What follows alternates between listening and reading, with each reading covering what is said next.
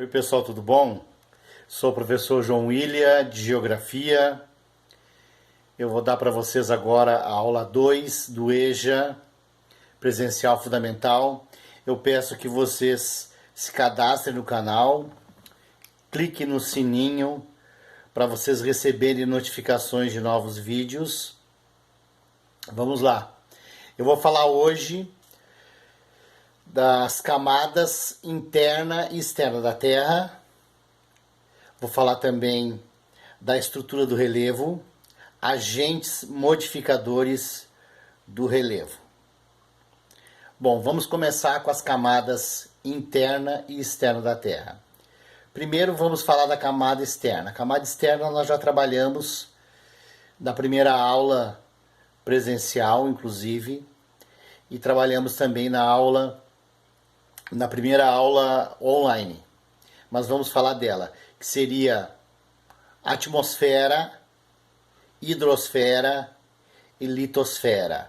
A atmosfera é a parte gasosa da Terra, a hidrosfera, tudo que contém água nos seus três estados, sólido, líquido e gasoso, e a litosfera é a parte dura, onde nós pisamos, tá? O que nós não falamos foi a camada interna. A camada interna da Terra é formada pela crosta, manto e núcleo externo e núcleo interno. Pessoal, a crosta é a primeira camada, que é a parte sólida, a parte dura. Logo abaixo vem o manto. O manto é responsável pelos fenômenos que provocam terremotos e vulcanismo. O terremoto, como vocês sabem, nós já falamos, quando ocorre na superfície, na parte emersa da Terra, é chamado de terremoto. Quando ocorre no fundo do mar, é chamado de maremoto, que provoca ondas gigantes, que são as tsunamis. Logo abaixo do manto, nós temos o núcleo externo e depois o núcleo interno. Então, camada interna da Terra, crosta, manto e núcleo, núcleos, né? A estrutura do relevo são três grandes grupos de rochas, que são dobramentos modernos, que são rochas recentes. Recentes na geologia tem milhões de anos, tá, gente? Não é recente de meses ou de dias, recente milhões de anos na geologia. São rochas que se dobram quando ocorre um terremoto, o choque das placas tectônicas, elas enrugam e formam montanhas, cadeias de montanhas, por serem mais jovens. Então elas são um pouco mais maleáveis, não que elas sejam moles. Elas são duras, jogar na cabeça de uma pessoa vai machucar. Dependendo de pegar, até mata. Tá? Bacias sedimentares. Bacias sedimentares são rochas formadas pelo acúmulo de sedimentos.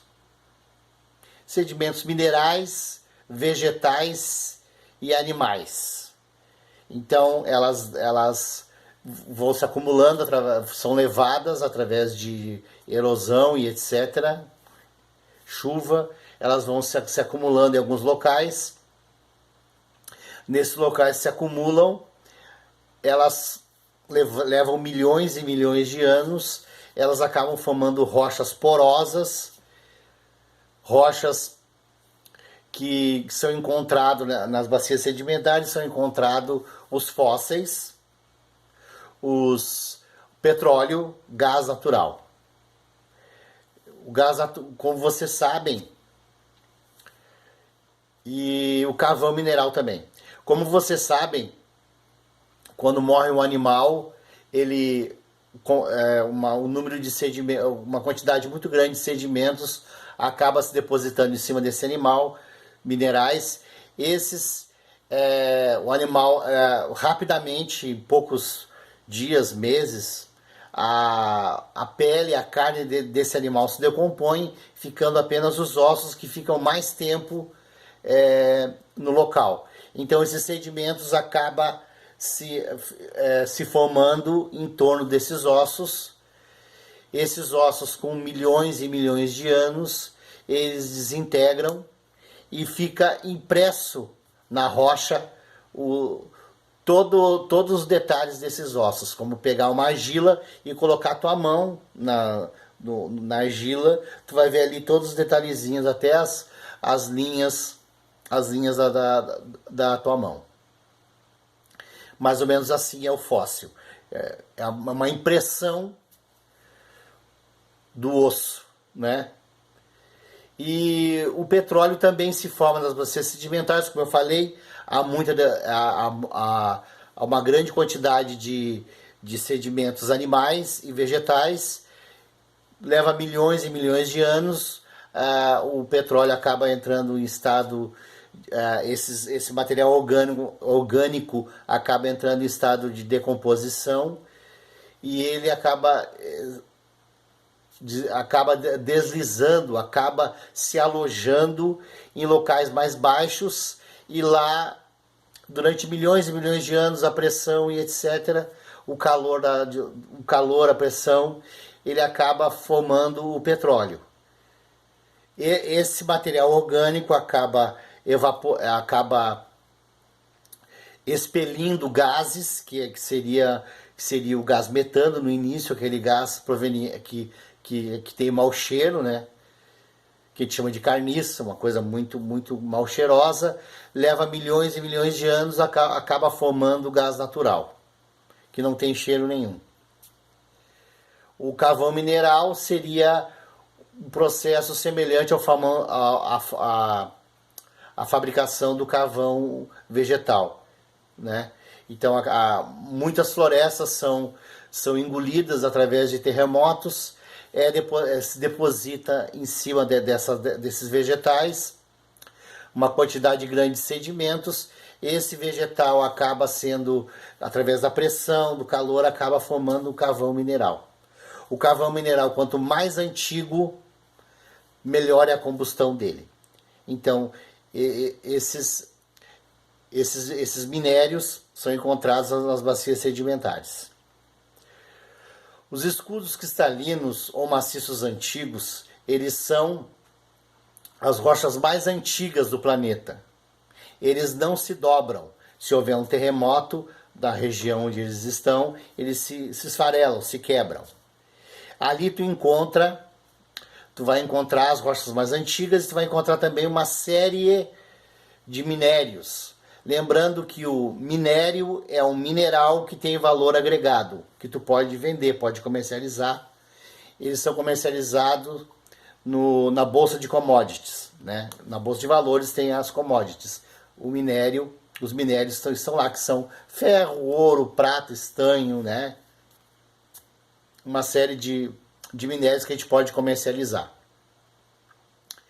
E esses minérios se formaram porque os escudos cristalinos são rochas metamórficas, são rochas que sofreram metamorfose, isso é, mudanças, se transformaram, combinação de substâncias, de minerais, acabaram formando o ouro, a prata, o ferro e assim por diante.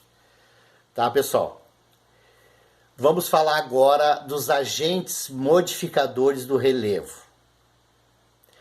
Agentes modificadores do relevo que modificam, que alteram o relevo. O nosso relevo está constantemente sendo alterado.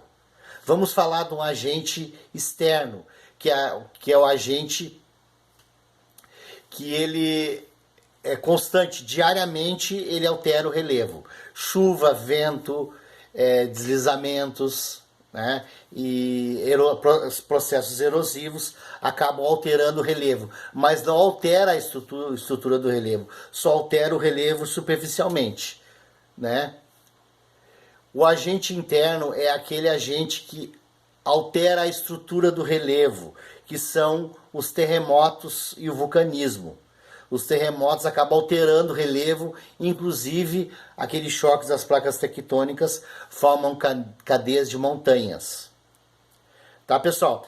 Eu fiz uns slides, umas lâminas sobre cada um desses itens que eu falei aqui e eu vou postar para vocês. Tá bom, pessoal? Então, até a próxima aula.